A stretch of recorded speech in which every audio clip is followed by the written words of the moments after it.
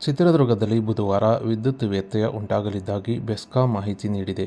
ಇನ್ನು ಚಿತ್ರದುರ್ಗ ವಿಭಾಗ ವ್ಯಾಪ್ತಿಯಲ್ಲಿರುವ 66/11 ಕೆವಿ ಚಿತ್ರದುರ್ಗ ವಿದ್ಯುತ್ ವಿತರಣಾ ಕೇಂದ್ರದಲ್ಲಿ ತುರ್ತು ನಿರ್ವಹಣಾ ಕಾರ್ಯಕ್ಕಾಗಿ ವಿವಿ ಕೇಂದ್ರಕ್ಕೆ ಮಾರ್ಗ ಮುಕ್ತತೆ ನೀಡಬೇಕಾಗಿರುವುದರಿಂದ ಈ ವಿವಿ ಕೇಂದ್ರದಿಂದ ಸರಬರಾಜಾಗುವ ಎಲ್ಲ ಎನ್ಜೆವೈ ಮತ್ತು 11 ಕೆವಿ ಮಾರ್ಗಗಳಲ್ಲಿ ಬುಧವಾರ ಬೆಳಗ್ಗೆ 10 ಗಂಟೆಯಿಂದ ಮಧ್ಯಾಹ್ನ 2 ಗಂಟೆವರೆಗೆ ವಿದ್ಯುತ್ ವ್ಯತ್ಯಯ ಉಂಟಾಗಲಿದ್ದಾಗಿ ಮಂಗಳವಾರ ಸಂಜೆ 5 ಗಂಟೆಗೆ ಬೆಸ್ಕಾಂ ಮಾಹಿತಿ ನೀಡಿದೆ.